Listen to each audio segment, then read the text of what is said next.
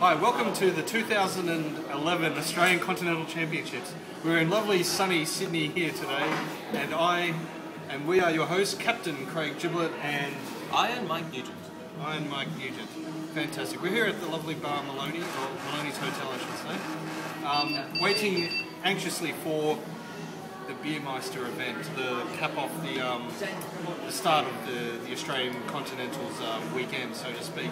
So Mike, given you've known the field, you played Pre-Biermeister before, tell us what do you expect to see affiliation-wise in the field tonight? There's going to be affiliations that are simpler to play. There'll be good. You have say Federation, TNG deck that drops people and runs out like hell. It's going to be simple concepts like that. An original series deck, drop dudes, do stuff. Because if you try to be any more complex, if you're trying for a classing discarder or some crazy board business, usually by the third round you're so gone that you don't know what you're doing. That's where you're going to have trouble. Interesting. So we're expecting a whole bunch of one-cost dudes, small ships, and cheap mission attempts.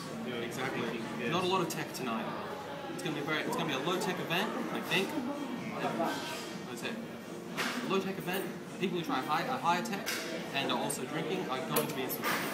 Fair enough, fair enough. Well, given that, let's discuss the players. Like tonight we've got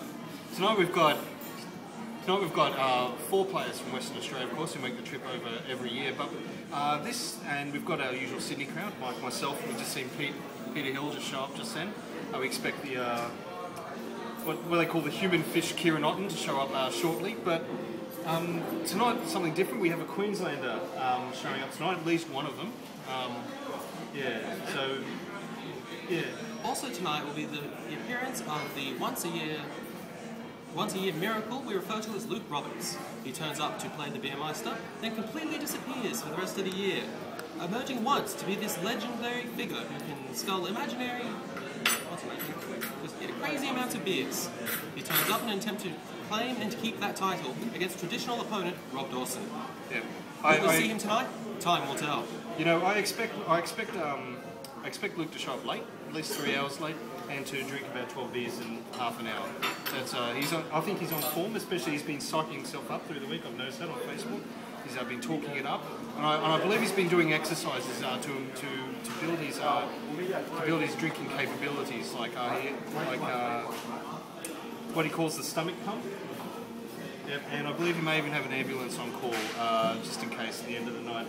Now, that's one thing that's changed about tonight from previous weeks. We do have an ambulance on call, just in case, and we do have like various buckets and gloves and other apparatus, just in case problems do occur.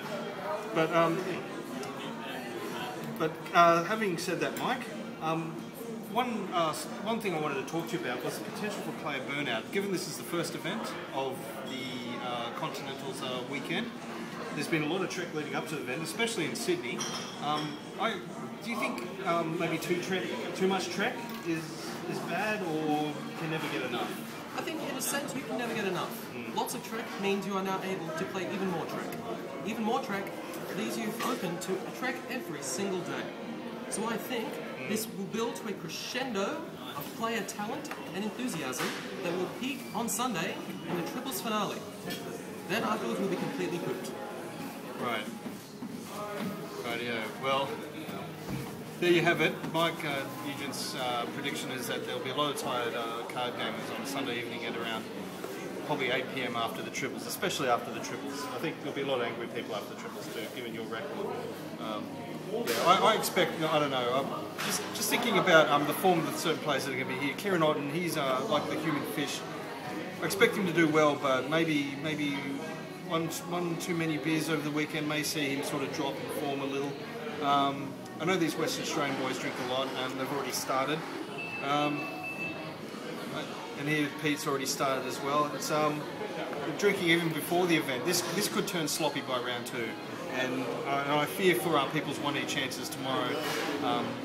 We may see a 1E event that I don't know, quality may suffer, but then again, when I play pool, this is just from my experience, I tend to get better after about 4 beers and worse after 8. So you could see people peaking at about the end of round 1, and then diving at the start of round 2. Yeah. Fascinating theory. Anyway, we're getting the wind up here. Alright, well, thank you for your time.